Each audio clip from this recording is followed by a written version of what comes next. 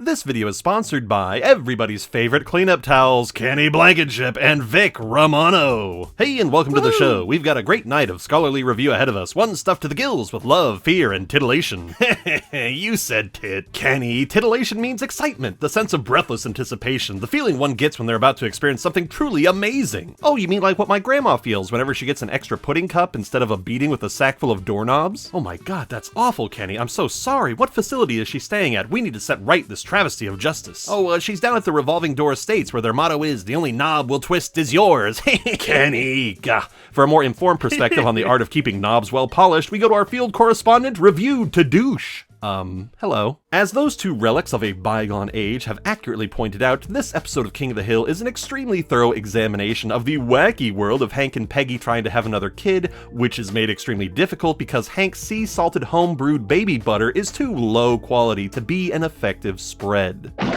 This sticky story is a direct follow-up to the episode Pregnant Pause, where Hank's attempts at getting Ladybird to produce some puppies was an indirect way of him declaring his desire, his need, to have a new baby. And this idea of linking the two episodes together in this way, where it's not just like, oh yeah, there's a big event that happens and then we get to see the fallout, this is more of a like, there's some sort of unresolved sort of feeling going on with the characters and we need to see that explored or reflected upon, is pretty darn unique for this show, because this pair could almost be considered part of a like self-contained two-part episode storyline thing, but the core concept of wanting another baby is also made a key element of the season finale, meaning that we're getting something approaching a running storyline in King of the Hill, which is a thing that I really love to see and I don't think we get enough of in animated TV shows. And I really do understand and sympathize with like many shows out there that are hesitant to embrace that sort of running storyline style, because committing to an actual broader narrative means that all of the major plot elements have to serve a larger purpose, which can be a very daunting task, especially when contrasted against the many benefits of just having a standalone episode format where the audience can just throw on any old episode no matter what the season and have a good time. There is just so much less stress if you fuck up and write a crappy story or joke in a series that can be watched out of production order, stuff like SpongeBob or The Simpsons or Bob's Burgers or Ed, Edd n Eddy, because then the issue is just self-contained and it won't spill over to infect all of the other good back catalog stuff you've been building up. And then it's just like, who cares if that one episode sucks? I can just move on, I can skip it on all of my future rewatches and just focus on the episodes that I actually do find enjoyable. But having the courage to say, yes, actually, we are building something here and we do want you to pay attention, that is especially tricky to do for animated shows, as the extreme flexibility of what the animators can put on screen allows them to do all kinds of visually amusing or exciting actions, ones which might feel weighted down if we then had to deal with the bummer anchor of realistic fallout from those consequences. A big reason why shows like Aqua Teen Hunger Force work at all is because they can fucking destroy the shit out of their cast and ruin their lives beyond repair, but then in the very next episode things are back to the happy norm and we can enjoy watching them like get broken down all over again. Ditto with the chicken fights in Family Guy, all the crazy crap that Roger gets up to in American Dad, and every single frickin' moment from the show drawn together. No!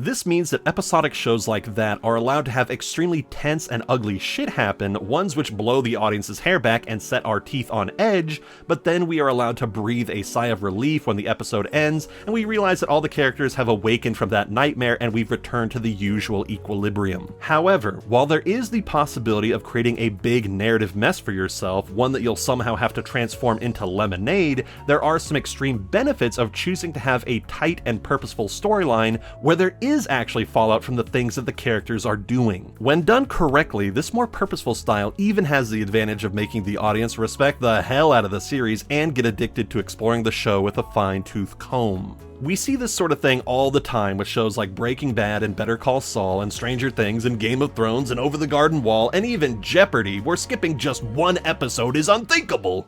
Don't you watch TV? You know very well I watch TV. But in this bold new age of streaming and ad-free binge-watching sessions, it has become much more realistic for people to actually be able to enjoy an entire series from beginning to end, instead of what we used to have to do where you get a TV guide and try to cobble together your sick days from work, because my god, if I miss an episode Thursdays at like 6 in the afternoon, then I'm just not going to know what's happening the whole rest of the season. What the fuck am I even doing? Yes, I used to do that with the show Lost back in the day. Yes, viewers, I was a Lost viewer, and I didn't finish it because I missed some episodes and I didn't know what the fuck was happening.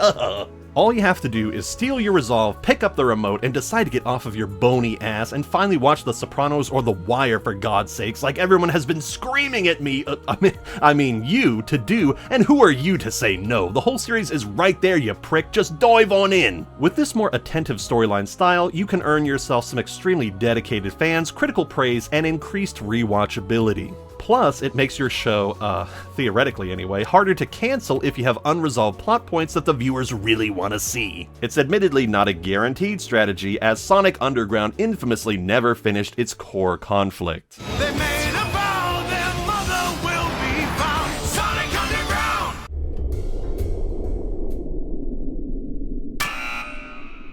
As for the style that I prefer to watch, well, I do tend to gravitate towards shows that have a few larger concepts that the show is dealing with in the background, but which also has the freedom to have standalone or one-off adventures if they so choose, which is notably different from filler, as filler is primarily a term that is used by the anime community, where a series is forced to literally fill time with low-effort non-canonical shit while waiting for the comic book or manga version of the plot events to continue. And yes, I said manga, what you gonna do about it? The whole idea of filler is just so ridiculously stupid. I honestly really do hate it. Like, it puts an unreasonable strain on everyone involved because the animators and storyboarders have to come up with stupid shit that, like, doesn't affect the main storyline. Unless it's that Bleach episode with all the, like, beach filler stuff, that's great. But yes, otherwise it puts a strain on the audience because, like, why do we care about this stuff? Like, remember the filler episode where Naruto escorted an ostrich? Woo! I guess that's enough to keep people interested in the show instead of just taking a fucking hiatus. What do I know? Apparently the ostrich is a big money maker. Get it in there. The kids love the ostrich. They'll keep watching our show while the fucking anime guy, the manga guy, finally gets off his ass and writes the rest of the story so we can animate it. Ugh. Like, just because an episode or story element doesn't directly, like, on screen have an influence with the central conflict doesn't mean that we should just smugly dismiss it as pointless filler that only plebes watch, as we can still come to understand and enjoy more about our main characters' personalities from these outings. We can learn more about them, even if it's not, like, you know, influencing the big bad of the series. Maybe we learn that Naruto does have an ostrich fetish, and wow, that changes my entire view of the series. He's not fighting for his friends, he's fighting to fuck that ostrich.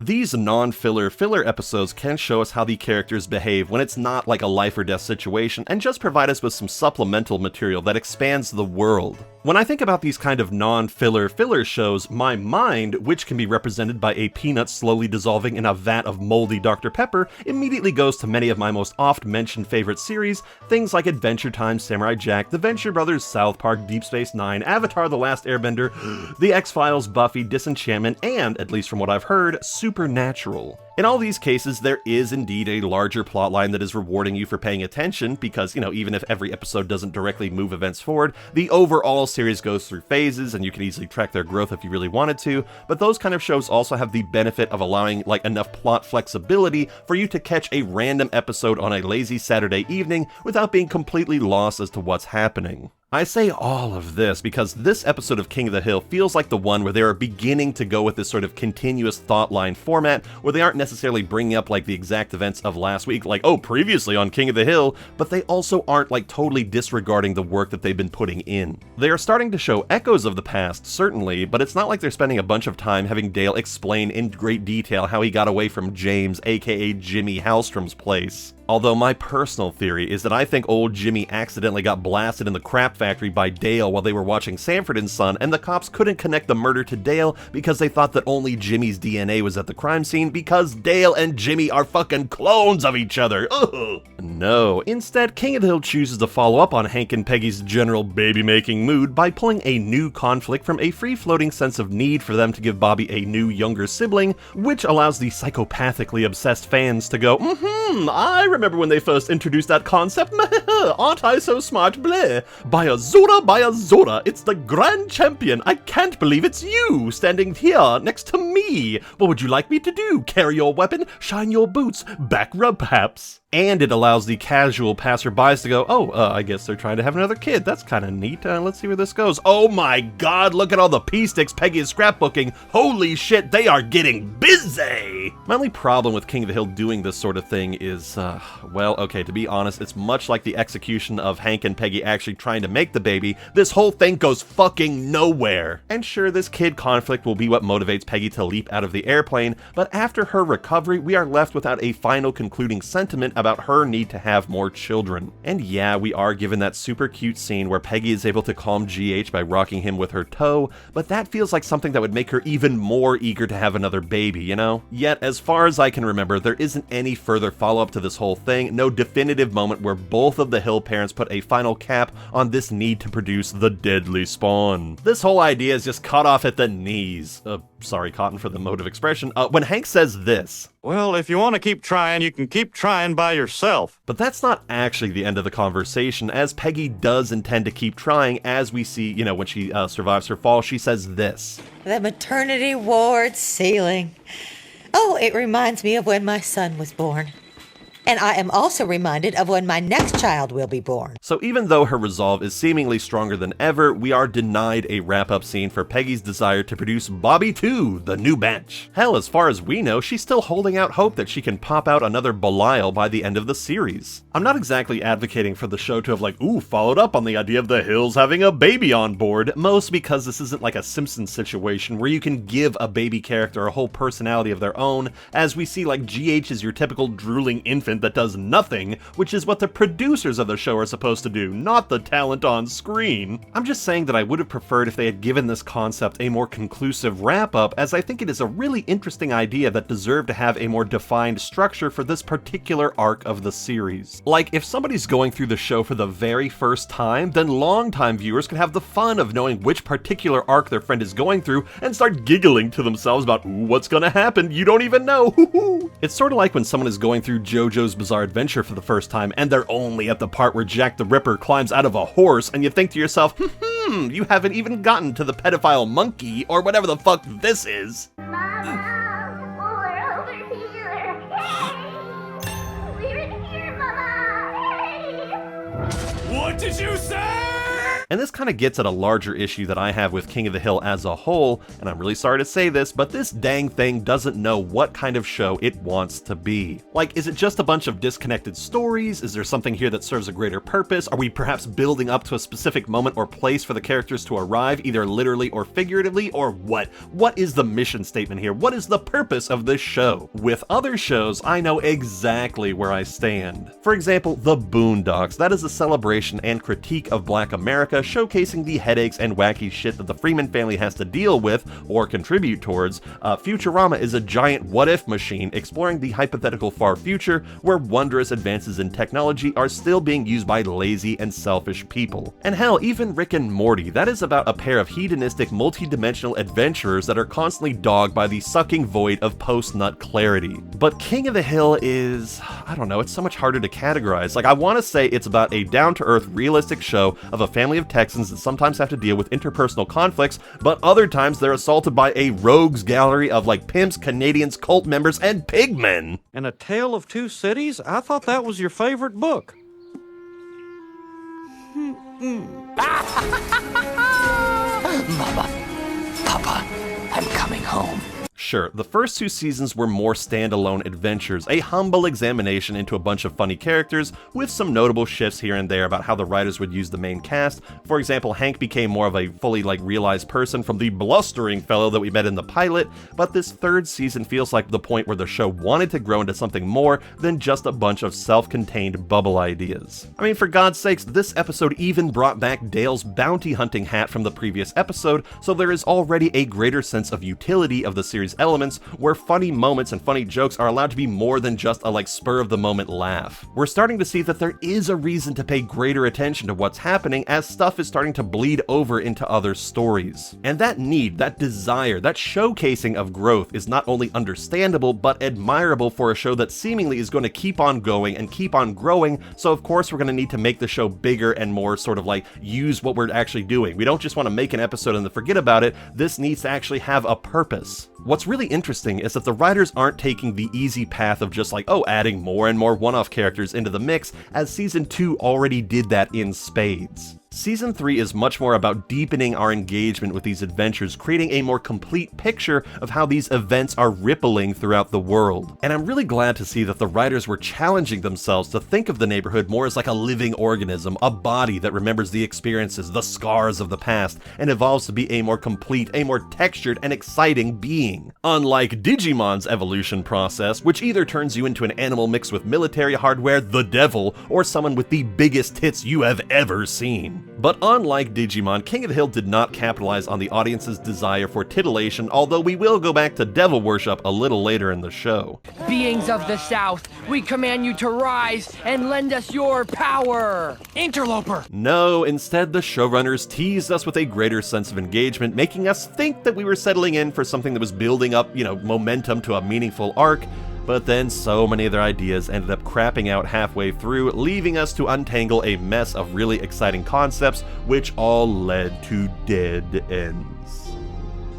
Okay, you know what? Admittedly, that's me being a little too cynical. We could also very easily argue that what we're really here for is just a bunch of stories about some very likable people, and in a very realistic way, very true to life, not everything they do comes to a satisfying conclusion or will tie into other stuff. Sometimes things just naturally fade away. It's actually disturbingly realistic that we see some of these events and associations come to abrupt and unceremonious cessations. I mean, we all have an instrument or a language or a game or a person that we put a ton of time into learning about and enjoying, and then one day, without meaning to, we lost the connection and never went back again. And by the by, when was the last time that you checked up on your Animal Crossing villagers? They're waiting for you to come back, with tears in their hearts and clutter in their yards. Why?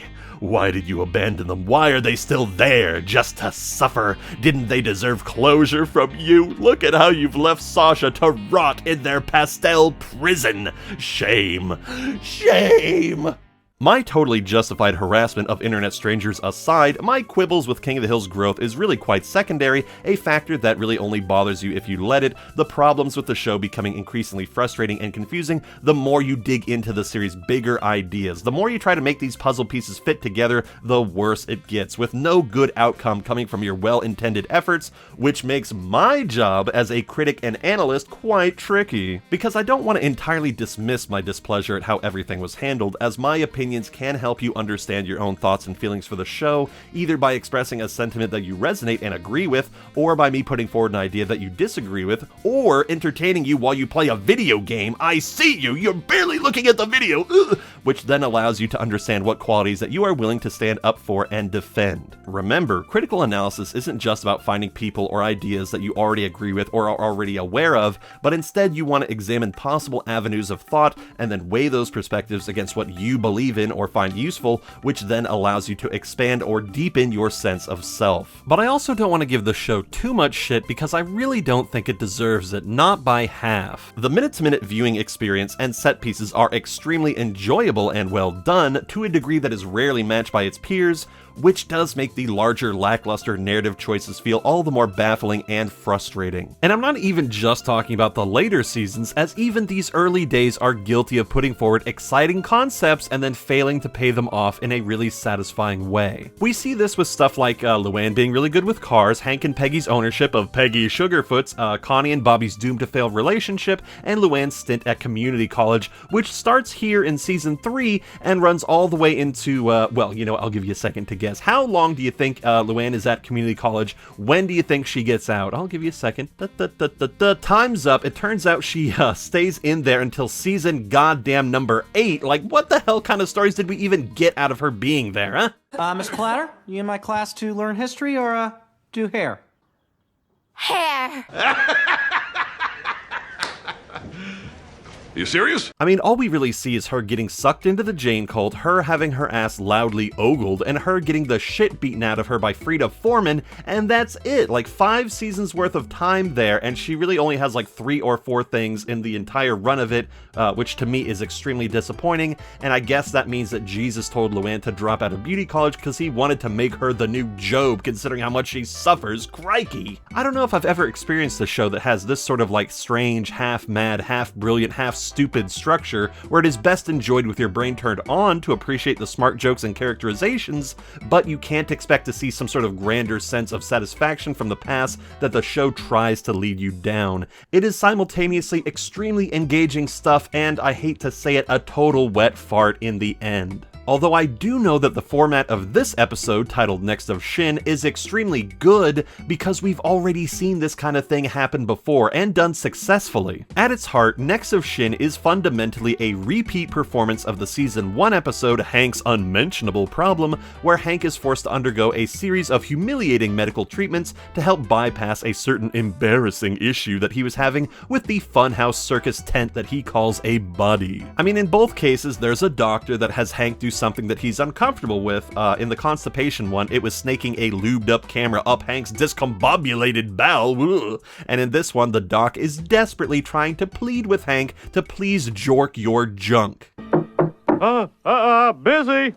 Occupied. Occupied! My lord, I just love Hank's panicked yelling. I can just picture him in there, pants around his hankles, desperately trying to get the sperm sample out of his body in the most awkward way imaginable. And that might be the most filthy image of the whole show so far. Well, depending on your comfort levels with the human body, maybe it isn't. For me, the true worst moment of all is when we are shown the exact size of Hank's, blockage in his colon. Your work?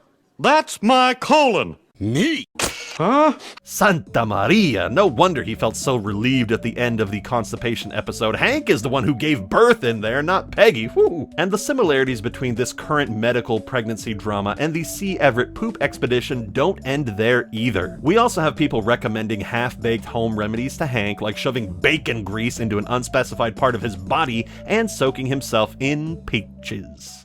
Going to the country, gonna eat a lot of peaches. So I don't know if anybody else reads this scene this way, but I always believe that the peaches thing was really just this guy's like secret fetish. Sort of like how Hank getting a puppy was enough to relax him to produce Bobby. I think the peaches thing was really just getting this guy excited, and that's what helped get his sperm count number up or something like that. I don't believe that getting peach juice up your urethra, which is the worst fucking thing I've said all day, which says a lot, is actually doing anything for his sperm count.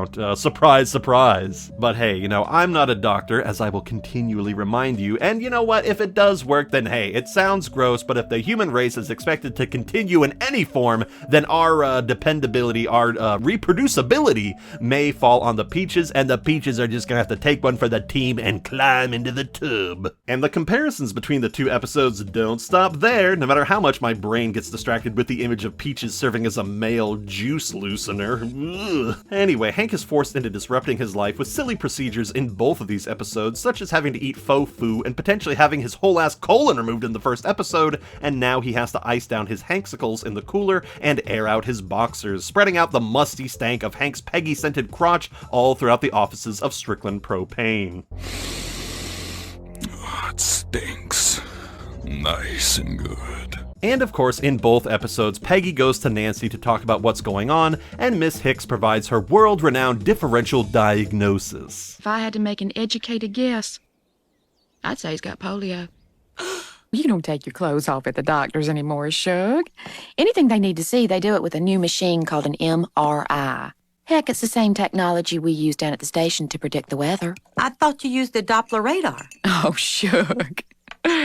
It's the same thing. Man, just call that gal the Great Mighty Pooh, cause she talks some mad shit, lordy. Of course, as fun as it is of retreading old ground and doing the same old for years on end, there does come a point where you have to introduce a little kinky element into the mix to keep things feeling fresh. This story has to be about more than just Hank trying to expel another something from his body, which is why we get introduced to two other high concepts in the episode. The first is about Bobby's anxiety around being replaced. The kid feels that his performance as a child has been found lacking, and he now believes in that very sort of like extremist sort of childhood view where everything is the most incredible, like insurmountable problem ever, that his parents are planning to replace him, get him out of there, and get a new kid in because, hey, you blew your chance and now we can get a better one. Now, even though, yes, I am the only oldest child in my family, and I'm not simply talking about being the older sibling to my sister, as my dad was the youngest of his 3 brothers, and my mom was the last kid in a series of 6, so everybody in my household except for me was the baby of their families. While I may be the only true adult in the room who can theoretically understand what Bobby is feeling because he's the oldest kid in the situation, I really can't connect with his fear. Maybe it's just because my sister and I are only 2 years apart, but this sort of like replacement anxiety seems like the kind of thing that only happens when you're between the ages of 7 and 13, where this new kid is going to literally be your baby sibling. Or perhaps his fear is simply coming from a more general sense of low self-esteem, where he is secretly ashamed of letting his dad down time and time again, and he is beginning to doubt whether Hank truly values Bobby as his own person. We see this genuinely sad mentality pop up in Bobby yet again in the chip block nightmare escapade, where Hank and Bobby are only able to bond via a wooden surrogate, one that Hank treats with a notable degree of affection and joy, seemingly forgetting that everything that comes out of Chip's mouth is born from Bobby's brain. Maybe he'd get a few less bruises if you spent some time with him. That's why I'm trying to finish the new chip ASAP, so we can start spending more time with Bobby again. I personally believe that this is more of an issue that comes from Bobby's sense of self-worth specifically. It's something that is inherent to his character that's sort of built into his relationship with his dad, and I don't think that he is being used to speak for like a general sense of like, oh, you may be able to relate to this if you have a younger sibling. Like, don't you remember like being afraid of being replaced? I'm sure some people feel that way, but I don't feel like Bobby is being used in that way by the writers, which is very interesting. And I would personally like for Bobby to have his own sort of problem that is individual to himself, but Bobby is sort of written to be whatever the plot demands, so if they did want to make him more of a sort of like general representative of people, then he would easily fit into that too. And it sucks to say, but sometimes Bobby is shown to be sort of written inconsistently, as sometimes he is a semi-invincible pile of mush that can tank ruthless messes of physical and psychological torture, and other times he cracks over the very concept of losing homeowner insurance. I mean, think about it like this. At one point in a certain episode, Hank says that Bobby got tired on just the drive over to Pickup Truck Heaven, but in another episode, Bobby is able to run through town wearing the heavy, hot-ass, furry Longhorn costume. Like, that would take me out in like 2 seconds. I don't know how Bobby got all the way into town wearing that thing. So when you put these incidents next to each other, it does sort of create this dissonance of like, wait a second, how tough is Bobby really? Is he tough? Is he tired? What's going on? And I understand that it's mostly just being done in the moment, like, oh, it's funny if Bobby's tired, it's funny if Bobby's still running, so I don't think the writers are really thinking about keeping things consistent. But when it comes to people like me who evaluate the series and have to look at all this stuff in the bigger picture lens, it does sort of create this like, hey, but what about this time? And hey, what about that other time? Discussion that gets really difficult to navigate. And if we're talking about mental toughness, then we can of course point to that great speech he has to Peggy about how he accepts himself for who he is, even if other people want him to feel bad about his weight, which does show an impressive depth of self-acceptance and confidence. But on the other hand, we have stuff like Chip Block and the Quiz Bowl panic attack, and this episode where his mental state seems rather brittle. Mom and Dad are gonna have another kid. Guess they wanna get it right this time. And of course, we could just dismiss these inconsistencies in Bobby by saying that, well, not everybody has the same mental toughness about every subject possible. For example, in real life, you may find yourself surprisingly calm and composed when your wife tells you that Lisa needs braces, but then you'll go totally to pieces when you see dogs playing poker. And by the by, if these King of the Hill reviews ever stop being popular, or if I run out of ideas for which shows to talk about, then I have an emergency glass container on my wall which just says Simpsons Review. Although, if I ever did decide to review the episodes of The Simpsons, I would only do it up to the movie, which always felt like the definitive end of the show to me. And just out of curiosity, how many episodes of The Simpsons were there before the movie? 200? Dare I even say 300?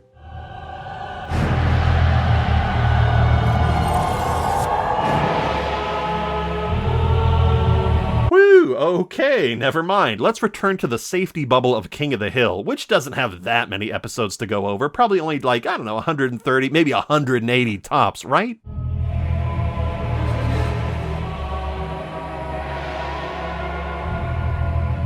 Oh God, look, okay, when I started this YouTube channel, I was told there wouldn't be any math. I am 30 or 40 years old. I do not need this. Okay, then it's settled. You and Mom won't have another baby. Whoa, whoa, whoa. I didn't know that Hank had such a strong-ass magnet at hand. What are we talking about here? What are we doing? We have the solution right there, right under his nuts. All Hank needs to do is drink some metal shavings, absorb them into his testicles, and then we can use the magnet to pull those babies out. It's brilliant. Brilliant, I say. Genius, I tell you. But you know what's not genius? Cotton's supposed method of safe sex. Yeah, we was using 4 layers of protection and my men still got through. So here's a pro tip for all of you huggable Henrys and Canary Marys out there. Wearing multiple condoms actually lowers their effectiveness as it is rubber rubbing against rubber, which causes tears. Imagine putting like 2 or 3 layers of gloves on your hands and then rub them together really fast, and you'll see how much that shit just shreds apart like Parmesan cheese, which I'm sure allowed his troops to get through. So him saying like, oh, I had a whole bunch of layers on it still worked, doesn't really impress me, because I'm sure that inside there it was all just coming apart like spider webs. Ugh. So is it any wonder that Cotton was able to impregnate Dee Dee, even though the man does admittedly have some distinguishing features? I ain't got a narrow you, Reedy. He gets that from his mother. Mine's so damn wide I could pass the child myself if I had to. Okay, look, I've been known to be attracted to folks with so-called baby birthing hips, but Cotton is taking advantage of the situation. What the fuck am I saying? So, anyway, while I could comment further on Cotton's 10-lane highway of a crotch, let us instead spare a thought for poor Dee Dee. I imagine her sex life is essentially just like getting it on with one of the flying monkeys from The Wizard of Oz, or perhaps Spike from the Gremlins, something that is really loud and aggressive and would just jump all over you. So is it really any wonder that the woman seems to have totally disassociated herself from the act or the memory to the point where she seems completely unaware about the exact nature or even time of the child's conception? Please, Dad, there's a child present. Oh, she's my wife, Hank. She was there when it happened. Ain't that right, baby cakes? If you say so, Cotton. You know, I tend to shy away from talking about points that I see very commonly discussed in King of the Hill spaces, as I try to bring more original thoughts to these reviews. I don't want to just repeat a lot of the same ground that I've seen other people covering, because then it forces me to dig a little deeper into the subject matter, and that can open up some very interesting sinkholes of thought. But even I have to say that Cotton confusing Dee Dee as the child, quote-unquote, that Hank is referring to is a fucking creepy and really concerning thing to witness. And as for Dee Dee's part in this whole thing, we could look at this scene as just, oh, Dee Dee's being stupid and passive, showing that she's not really interested or connected to the conversation that's going on, where she's just sort of yeah-ing her way through Cotton's dining room rantings. I imagine his voice is just like white noise to her by now. However, another perfectly viable interpretation of her confusion is that Cotton somehow impregnated her while she was asleep or otherwise mentally impaired, which is an extremely dark reading of this very, weird and confusing and concerning and creepy scene. God, ugh. And even though I tend to gravitate towards dark readings of shows, I actually in this case tend to go towards the former interpretation, where she is simply lost in thought and isn't trying to puzzle out what the hell Cotton is yapping about now. She's just going like, oh yeah, sure honey, whatever. And I prefer this reading because the alternative is just extremely unpleasant, and as much as I will push against the notion that King of the Hill is a squeaky clean show, my gut does say that the notion of a slumbering or non-consensual impregnation is simply too gross for this series. I'm okay with Trip Larson accidentally becoming a sausage, as that's just like a Halloween episode, and I tend to cut those kind of episodes some slack, but I really don't like the idea of GH being a rape baby, you know? Of course, this kind of thing wouldn't even be a blip on the radar for shows like American Dad or South Park, but King of the Hill is usually held to higher moralistic standards, so having something this dark in the show would be quite unpalatable to most of its viewers. But it is interesting that the episode leaves this scene as an open note, without directly stating what actually went on. Like, was Dee Dee awake? Is she just being dumb? I don't know, that's up for you to decide. Ugh. That's a magic trick that really goes to show how masterful the level of writing on King of the Hill is, and that's really only doable in a show like this that lacks a laugh track or studio audience reaction because having a direct confirmation of how we're supposed to be feeling takes away from the sense of personal understanding of the scene. Let's see how a few moments from this episode feel with some different sound effects added in, shall we? One way to increase the number of healthy sperm is to lower the temperature. In the house? In your pants. Yeah, we was using 4 layers of protection and my men still got through. Okay, then it's settled. You and Mom won't have another baby.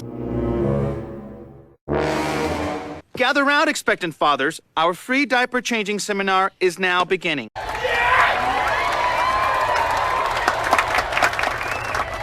This style of editing really restricts our ability to play around with alternative understandings of characters' intent, which is fine for shows that really want to have clear messaging and don't want to confuse their audience, but it is a little strange that laugh tracks and goofy sound effects are primarily used in live-action sitcoms, while animated sitcoms are typically permitted to run without that particular auditory assistance. Kiss me.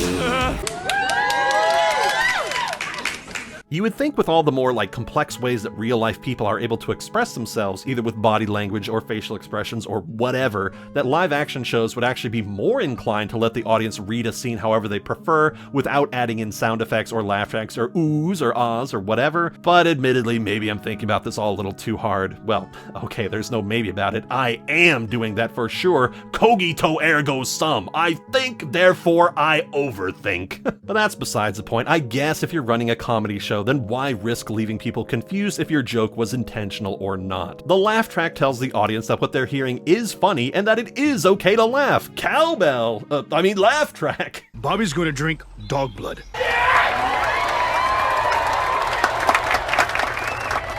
Now, while sure, yes, maybe it would have made my job as a critic much easier if they had gone with this more clear style of signaling their jokes, it definitely would have lessened the watchability of the show, as laugh tracks either overstay their welcome and become annoying, or they become little more than just background noise that you stop even noticing, and it doesn't add anything new to the show. So for the overall health of the series, and the continued liveliness of the community's discussion of the show, I am extremely happy that King of the Hill's producers allowed the jokes to stand on the strength of the writing quality alone, instead of trying to spoon feed us information like, oh yes, you're supposed to laugh here. Laugh! Laugh!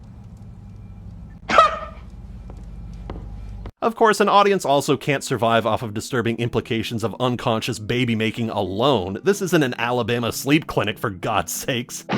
And on the subject of children in danger, or perhaps rather those who are the danger, when Cotton is taken along for a bit of crib shopping, he undergoes an amazing shell-shock freak-out sequence where he imagines a bunch of babies as members of the Axis fighting forces.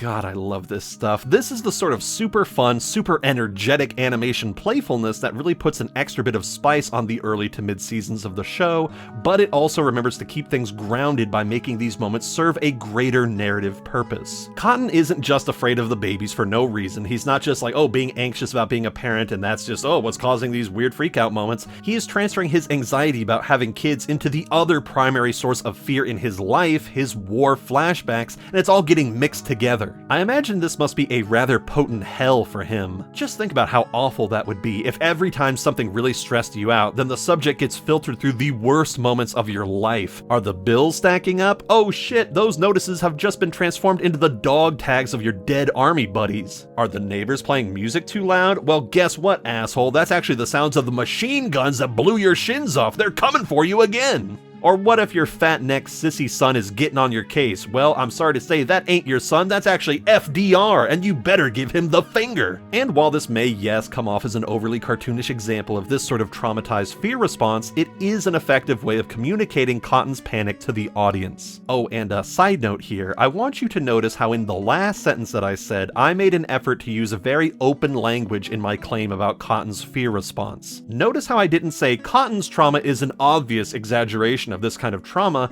No, I left the door open by qualifying the idea, making the sentence softer, saying, this may come off as an overly cartoonish example. This is a little trick that I've picked up over this last year of doing reviews. You want to keep your statements flexible if you don't want to get an earful from your audience. Because if you, the content creator and presumed person of authority on the subject at hand, if you are not 100% knowledgeable about the subject you're talking about and you make an authoritative claim like that, especially on a topic as touchy as the experiences of people who've been in the service and gone to war, then someone is going to call you out on it. They're going to comment about how, hey, my great uncle used to have manic episodes where they literally had this exact sort of hallucination, so how dare you claim that this scene is an exaggeration? Are you calling my uncle a liar? How dare you insult me and my family personally? God! So for any aspiring video essayists or reviewers out there, remember to pick your battles carefully and be sure to use that subtle trick to deflect some of the folks who are going to be keeping their ears out for stuff like that. If you say something like, man, bran muffins are the best ones ever, people are gonna perk up and say, what the fuck? No, they're not. How dare, what are you saying? Has this asshole never heard of like banana nut muffins? That shit is bananas. B-A-N-A-N-A, that's my shit. Fuck you. Although yes, you could indeed bait people into commenting on your videos by making inflammatory claims like that, like saying Hank Hill is the worst character on King of the Hill, but I wouldn't say it's necessary, because if your videos are well made, then folks should already have enough to play with in the main substance of your content, so you don't need to be a dick and put a hat on a hat. You feel me? Like, it should be okay on its own. But where was I in the review again? Hold on, let me look through my notes. Oh yes, Cotton's nightmare visions that have clearly never happened in real life, and anyone who claims to have had trauma like that is just pretending to have it for sympathy. Of course, that. King of the Hill rarely goes deep into Cotton's war trauma, but man, when it does, we get to see he has a whole heap of it, to the point where he is hallucinating all the people he's killed returning to haunt him. You got your teeth at home in a jar.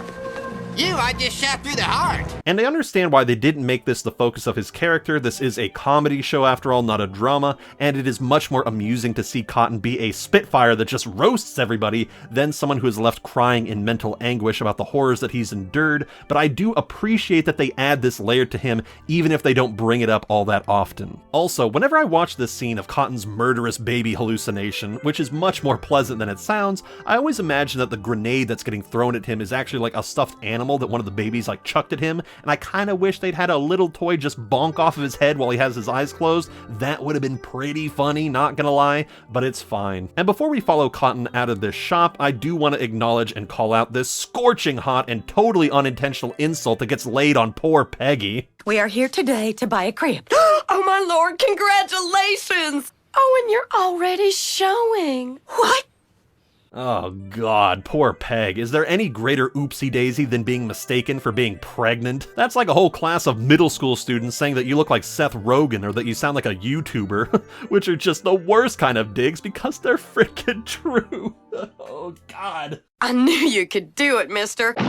Man, this show is so freaking snappy that it makes my head spin sometimes. Even this nameless nobody of a clerk gets a really memorable scene with her directly saying that Hank and Peggy have been window shopping for cribs at this store before, meaning that she recognizes them as the couple that's been having a hard time getting pregnort, which is only marginally different from getting norted. And don't even ask me what getting norted is. I'm sorry I brought it up. Oh god, that is a long story, and this video is already like an hour, so let's just move on. Oh, and hey, look at this. This is kind of cool. Forget about what I just said. The bar that Cotton takes Bobby to is the same dive that he brought him to in Cotton's first episode. And even better, when Hank later shows the quote-unquote Andrews sisters a picture of Cotton, it was clearly taken at Bobby's birthday party, the one where Cotton rented the horse, as you can see the balloons and everything. That can't be an accident. In fact, I would say it's a pretty deliberate callback that someone on the team made an effort to put in, and I do appreciate it and note it. And you know, even though I've been giving the later seasons a bit of shit lately, I should say that it is perfectly understandable that it would be much more difficult for them to keep the entire scope of like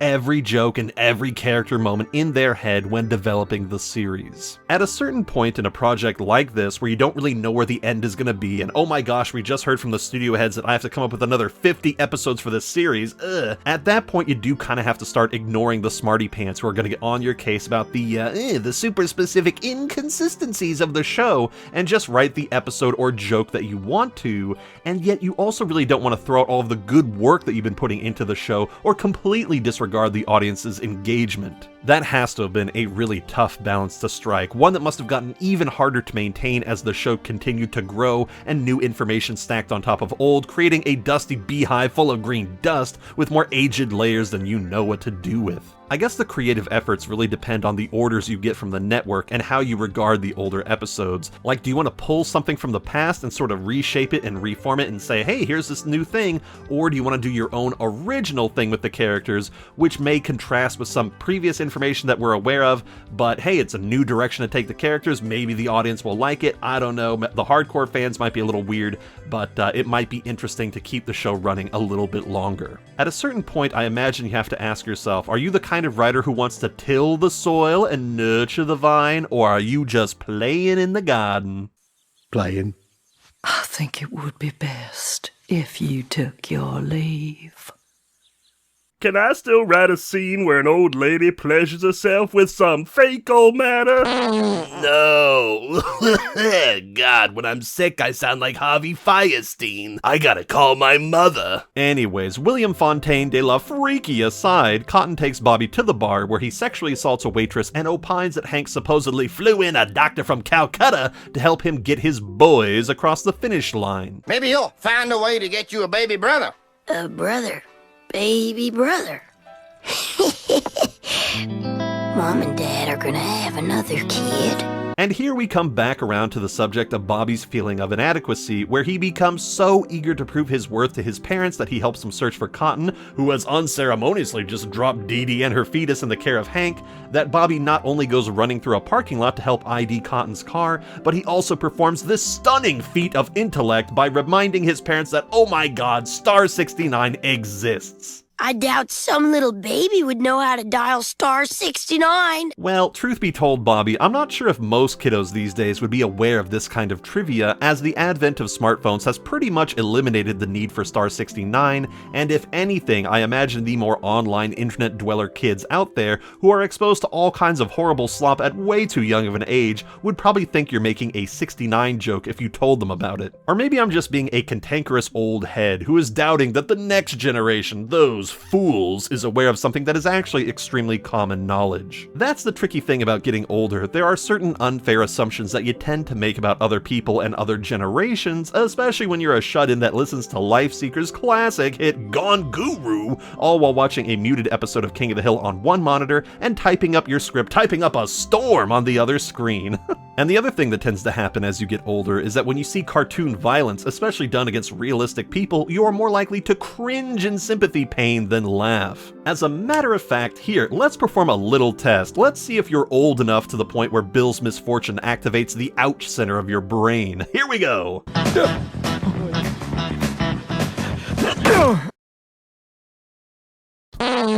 Oh my lordy lord, how did Bill shrug that shit off? That would have taken me out for the whole rest of the year. Forget it, pack it up. My teeth would have been busted out if I'd done that. New fear unlocked. God, next time I walk to my car, I'm just gonna be like, okay, don't lose your balance, don't fall. Oh. Hell, if that had happened to me, then I would be the one who needs a Vegas vacation. One where I can gamble all of my woes away and be lost in a cloud of cigarette smoke.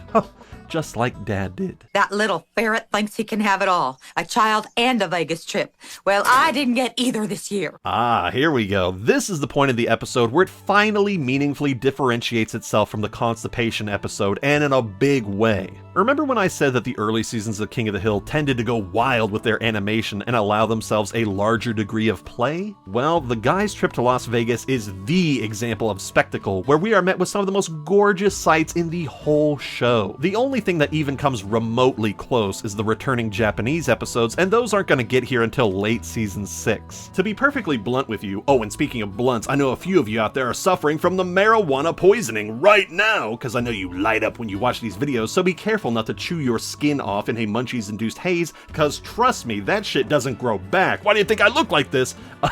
I think this is actually a true high point of the series, at least in terms of the amount of effort they put into the visuals. Although I always feel a little bit bittersweet when watching this portion of the episode, because for all of the beautifully rendered hotels and casinos, with their swim-up bars and medieval shows of horse violence, everything goes by so freaking fast that there's very little time to drink in all of the goodness on display. I kinda wish they had lingered a little bit more on these shots so I could fully appreciate what the animators are doing. And I also want to praise the animators for knowing when to smartly reuse resources, as this episode does infamously reuse the footage of Peggy driving into the desert during the snipe hunt episode when she was going all the way out there to shop for shoes, and this time they used the footage to show the guys traveling to Vegas, and I think that's really neat because it means they don't have to waste time reanimating something that really doesn't need to be reanimated. Instead, they save their resources for presenting the best version of Vegas that they can, which again is really smart, and I do want to give them praise for that. I know some people might say like, oh, they're being lazy, but I really don't think they are. I think they're putting their resources exactly where they needed to. And wouldn't you know it, I've actually been to a fair few of these casinos and hotels, although admittedly as a teenager and never as an adult, because my dad, as previously stated, was a big fan of casinos and the gambling aesthetic, to the point where he even decorated his quote-unquote man cave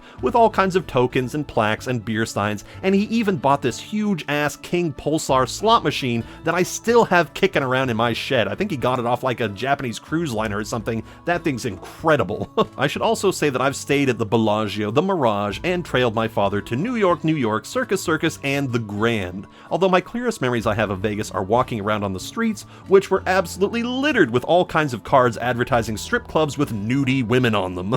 Bill may have fallen in love with the finest deep dish pizza he's ever seen, but my hormone-crazed self was absolutely enthralled with those pavement performers back in the day, let me tell you. I say all of this because, while the majority of this episode is a slightly above average King of the Hill affair with impressive character growth on display and some pretty funny jokes, the final third of this thing turns into a massive nostalgia trip for yours truly. I can remember walking by the volcano at the Mirage with the image of Dale trying to light his cigarette on the flames dancing through my young mind. I was thinking about this stuff 20 years ago. And this means that I can no longer assess the quality of this episode with an objective view, as my heart has been flung back through time, back to the heady days of 2006, which was the year that brought us the movie Slither, the gorgeous crude shit show that was Destroy All Humans 2, and which saw Google purchase YouTube for $1.65 billion, which leads us to where we are now. Gotta say, a part of me is still there, still back in 2006, listening to the audiobook version of The Shining, sitting in my soft casual floor rocker that was hilariously uncomfortable,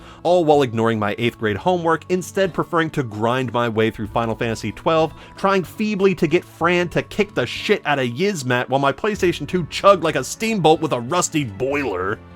What glory days those were. But tut, that's enough of me in the spotlight. I shall return to the shadows with you all and instead bring our focus back to the show, specifically this very notable exchange that Hank has when he finds Cotton. I just came to let you know that I'll look in on Dee Dee and the baby and the new husband. What? Give me his address. I'll get him. Okay, so I don't even want to get into the mess of Cotton's possessiveness over Dee Dee, as that sort of joke just sort of speaks for itself, so instead, let's you and I chat over this extremely noteworthy praise that Cotton gives to his son. You ain't in competition with me. Hell, if it's a contest on who's the better daddy, you win. I mean, you made Bobby.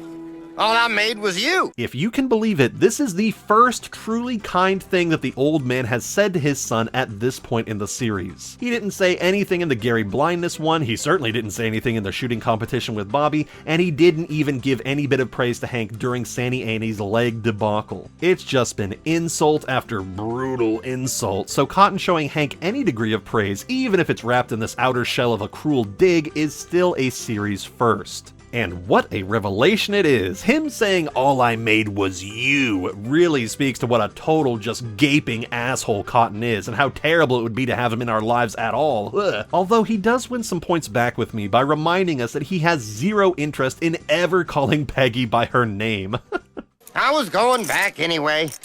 Got to find me Mr. Terry Jerry and gut him up good.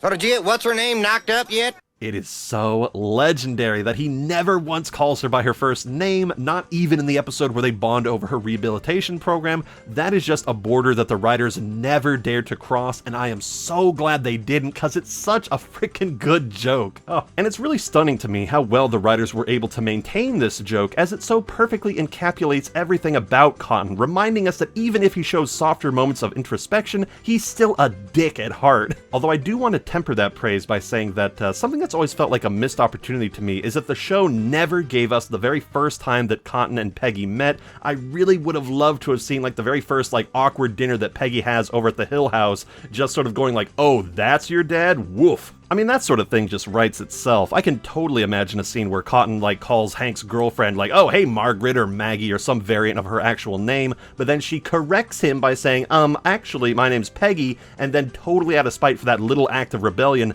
Cotton never calls her by her actual name ever again. He just gives up on the whole idea and is like, fine, whatever, Hank's girlfriend, meh. You just know that Cotton would get soured by some dumb first meeting faux pas, maybe where she, like, corrects his grammar or pushes against some sexist remark he made, leading him to solidify his hatred of her into an eternal fixture in his mind and just going, oh yeah, that lady, Hank's girlfriend, I hate her more than anything. Whatever it was, his hatred of Peggy does seem stronger than his dislike of Hank, which is temporarily put aside in this episode so he can give his son some actually like decent fatherly advice. But what if I keep trying and you know, it doesn't happen? Well, then you had the fun of trying, boy! True, on the surface, he's basically just telling Hank to enjoy the act of sex, but this little nugget of wisdom can be applied to many different walks of life. What if my art is never recognized as being good? What if I never get my book published? What if I do everything in my power, I work as hard as I can, and it is still not enough? Well, as sad as it is to say, there are no guarantees in life, even for the talented and the lucky. Well, you know, except for literally, like, Lucky himself, because he slipped on pee-pee at the Costco and got a $53,000 settlement, so that son-bitch is never gonna have to work a day in his life. Woo! But when I have these thoughts, I tend to take solace in something that Captain Picard once said.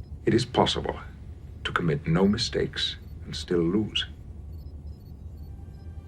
That is not a weakness. That is life.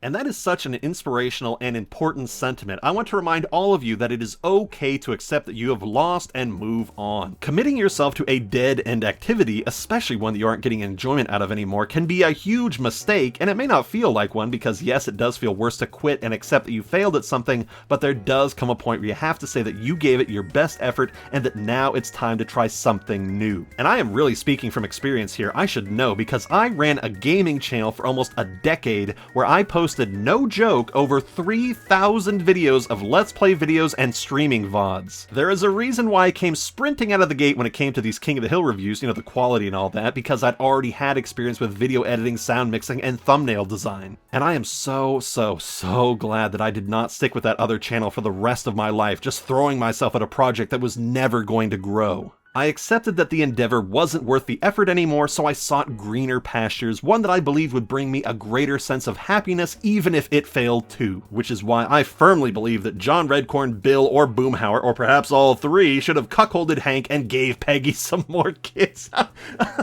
Okay, I'm just goofing, but can you imagine? Maybe in the reboot. Whew. So anyway, even though I think that Cotton and Picard's advice about making mistakes and keeping your chin up through tough times does ring true, you also have to have the courage to acknowledge when you have made a mistake, because otherwise you're going to keep yourself chained to something that is lessening the quality of your life. Of course, if my problem had been like Hank's, where I just get to orgasm my way through the efforts, then, you know, maybe I would have been willing to stick with it a little bit longer. So in summary, if you have a project that you do genuinely enjoy, then go with it. But remember, if it starts to drain your soul and you realize that you're only doing it out of some quiet, humble hope that you'll suddenly wake up with some huge new change in your life, then it's okay to drop it and try to find something better. After all, that's what I did. I was a failure, and now I'm only stronger for it thanks to patient people like you. Of course, you could always just double down and keep on going, keep the train rolling, just like dear old Cotton did. Ate the hard way. 3 craps, you lose. What? I cannot believe that they would screw him over in what was so obviously a practice throw. Who would have thought that a casino could be so mean to a senior citizen? Tisk, tisk, what has the world come to? So anyway, there we go. That's the episode. It was definitely a complicated one to talk about, a story that is simultaneously familiar but also brand spanking new to the show. While the first half is something of a dozy experience, where you find yourself floating down a warm river of suspiciously viscous liquid. Liquid! The second half kicks you in your twin snakes, screaming in your ear about going to the country, gonna eat a lot of peaches, and dragging you into a glitzy sightseeing tour that almost makes you forget how the hell we got here. It's one of the most authentic and uplifting episodes that I've ever reviewed, and I am so grateful to have beheld its beauty. And speaking of beauty, the next episode is all about beautiful people and begs us to ask the painful question that is Peggy beautiful? Do you think I could win the Mrs. Heimlich pageant if I entered?